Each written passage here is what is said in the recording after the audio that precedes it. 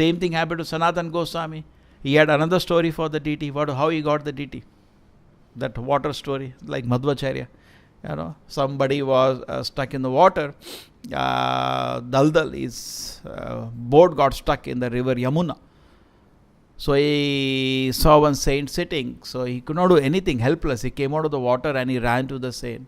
Say, please bless me, do something. I'm a helpless condition. I have so many goods to sell in Mathura and I have taken, but the boat is stuck in Daldal, no? Phas jata na kabhi. I cannot do anything. I tried. Can you help me? So then what happens? He says, what can I do? You ask him. This Gopal deity. What is the name of Sanatan Goswami's deity? Radha Madan Mohan. So he asked his Madan Mohanji, you ask him. So where is he? On a tree. They had hung him on a tree. He had no place. And he was also very happy. You all know that once he was offering chapati of Madan Mohanji every day. So Madan Mohanji said, what? He said, at least put some salt. He said, today you want salt, tomorrow you want. Imagine the relationship to the deity. Today you are asking salt, tomorrow you want ghee. I have no time, I have to write. Be satisfied with what I give you. And that was the deal when he had the deity. He refused to take the deity. The Lord came in his mind and he said, Lord Chaitanya giving a lot of work, I have work to do. He said, okay, whatever you give, I will be satisfied. Please take me. So he had come in a very loving way with the devotee, you know that? So he had kept him and he was busy writing, so absorbed. So at that moment, he said, you ask him. So he asked Madan Mohanji, please do something. My boat is stuck up. Suddenly, from nowhere, the clouds came and the rain started and the waters filled up and the boat got freed. So he could not believe. He went, finished his business, sold all the goods he has, a lot of goods he had. He was a rich businessman, developed devotion to this deity. Similar thing happened to Madhvacharya also, no? Ship was protected. Here again a big boat was protected. He came back and said, Sanatan Goswami, can I do some service? Yeah, he keeps asking him so many things. Build a temple for him. So he is not hating. See, people think that personal self, yes, sadhu, is not interested. You say, you want a silk cloth. I'm not interested. I am happy. Devotee should not be for personal self interested in anything. Then he will come in the same situation like a karmi, hating, liking. Isn't it? Sometimes I just like you take any situation. Now today we are going out, there is no vehicle, fine. He is not hating that condition. But if you get attached to sense gratification, you hate some condition, you like some condition because you want to enjoy. When enjoyment is interrupted, you become very angry. But when the devotee wants to serve Krishna, ahetuki apratiyata yayatma suprasaditi, service to Krishna cannot be obstructed in any way. What way it can be obstructed? God forbid you lose 2 hands. Doesn't matter. Hare Krishna, her mouth is there. You cannot obstruct service to Krishna. You see his mouth, okay, mind is there. What can you do? Prahlad Maharaj's father tried so many ways, could not obstruct. So a person becomes very happy and peaceful in Krishna consciousness because in any way service to Krishna cannot be obstructed. So he's very peaceful in any condition. Doesn't matter. He's very detached actually because he knows he can be happy independent of the situation around him. He's very peaceful. Another thing is that Prabhupada said, unless a devotee is satisfied in this way, unless a person is self-satisfied, he cannot follow any rules and regulations. Forget about worshipping Krishna. In any situation, you should be very happy and satisfied. We should know how it is.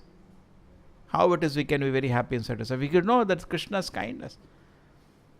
If you get attached, what the shloka is saying, neither hates nor desires the fruits of his activities. He is not in that condition. He is neither hating or desiring the fruit of his activities. Very detached. He is extremely peaceful. When the Brahmana came to meet Krishna with the message of Rukmini, at that moment when he paid obeisance to Krishna and he said, I come with a message from Rukmini, Krishna said, yeah, be comfortable. Gave him some nice food, some rest, because previously he had to walk so many days or run so many days. There is no other way. So first thing you have to make person relaxed, take bath, relax, take some rest. Then Krishna came to him, please tell me, O Brahmana, what is the message? Before asking the message, Krishna asked the condition. So different people will ask different questions. You ask a question to a businessman, how's your business going? What do you ask a Brahmana? How's money? That is not it. So even a very basic question Krishna asks Brahmana, what is that? Are you satisfied in your mind? This question you cannot ask to a Kshatriya. Kshatriya is hankering for money and power. You cannot ask to a Vaishya, he is also hankering for money. You cannot ask Shudra, he is hankering where to sleep next. Correct? You cannot ask because none of them are satisfied. If they are satisfied, they are Brahmana. Neither hanker, neither jealous. This is not a position of a Shudra. He is not a Shudra then. Whose condition it is? A Brahminical platform. So, person should be very happy and satisfied. Understanding this is the gift from the Lord. Whatever I have is the situation. Krishna has given me the situation. I do my duty. Definitely, spiritually or materially we do our duties. But we should be very, very satisfied of whatever situation unfolds in front of us. And that we should not miss the example of Srila Prabhupada. His Guru ordered him spread the mission all around the world. What are the conditions? Nothing happened for 30 years, you take particularly. 1936, he got the order from his spiritual master. 1966, 30 years, nothing happened. Even he went to America, nothing happened for 1 year. 30 years, nothing happened. Can you believe his happiness? Cannot. You read the purports of Bhagavatam, first canto written. You can see his joy in those purports. He's so happy, so much joyous. You see his preaching on those times. His movement is not manifesting. One thing is not happening, correct? Nothing is fulfilling. He had one disciple. That also not full time. He is doing something. He became his disciple Mishra. Otherwise he would have taken him. He was not a full time. Somebody who came to meet him and agreed to follow rules and regulation. People refused to follow. But you see how much peaceful he was. Today I was surprised. I was reading Prabhupada's Leelamrita. When Prabhupada came to Bombay, after his movement is established, in India he bought a property in Vrindavan, he bought a property in Mayapur, and Bombay property he was looking for a property in Bombay. Because he was not looking like what we look. What is our goal? कि हम कुछ अभी 10 लोग 20 लोग हैं, 100 लोग हो जाए, एक छोटा मंदिर बन जाए. We think our life is successful. Prabhupada was not thinking like that. He is an acharya. He was thinking what he wanted. Somebody asked Prabhupada, what is the mission of life? I want to change the way people think. Not one person, whole humanity. He wants to change the way humanity thinks. You totally want to transform the way the world is. That's an acharya. True, don't try to imitate him. An ant should be satisfied with doing the ant's work. But an acharya doesn't come for that small works. Prabhupada says many times I could have easily made a matha in Vrindavan, which was not very difficult for him. He was already very popular. He was in Vrindavan. So then when he came to Bombay, everywhere he looked at property, the devotee showed him, because money was there, no? Because a movement is established in America, and Prabhupada was bringing money from America for the activities. In fact, it doesn't happen today. People think now also we get American money. But anyway, so Prabhupada was moving around in Bombay. And then what happened?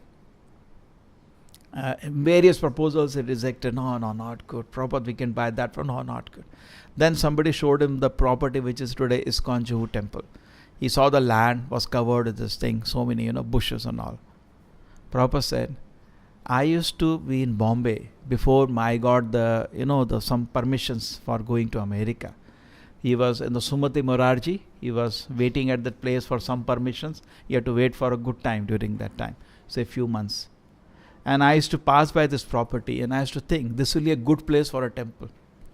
Movement has not started. There is not one paisa in his pocket. He's thinking, when I come to India, in Bombay, this will be a place for my temple. Can you imagine? And Krishna's arrangement, the same property has come to me. I was desiring those days that here I'll make a temple when my movement becomes worldwide. And today, same property has come to me. Can you imagine what peace and happiness you must be having? Movement has not started. And you're thinking, in Juhu, you'll buy a property when you have money. You used to locate. So, with that kind of, confidence, he was working. Definitely, my Guru has given order. This movement should spread all around the world. And today, I'm going to do it. It's so peaceful. Okay, that's same. There was a person. He met Srila Prabhupada in America when he landed. And he was sitting in a bench, and the other person also was sitting. He had 0 followers in America at that moment. How many followers? 0. He was just staying in some place. In the beginning, he stayed in the house of somebody, and later he shifted to New York, and practically nothing. And he's sitting in a bench in a park. When you don't have anything, what do you do? You're roaming around. You're nobody you know. Even you're staying someplace, how do you spend whole day? You cannot sit in a room. You'll roam around and end up in a park. That's the only place to sit. So he's sitting in a park. There's one more person was sitting in a park. And then after some time, the discussion started. Who are you? Because he was dressed in a sadhu dress. So Prabhupada said, I can see many temples are there. I can see thousands of devotees are there. Only time is separating. So we should have that, this is not, we cannot come to that level where we can see the future. But at least whatever condition the Lord has put us in, we should be very, very satisfied. There is a shloka in the Bhagavad Gita, 2nd chapter. What is the first shloka Krishna speaks? Ashochan. First instruction of Krishna. Ashochan. Yeah, then?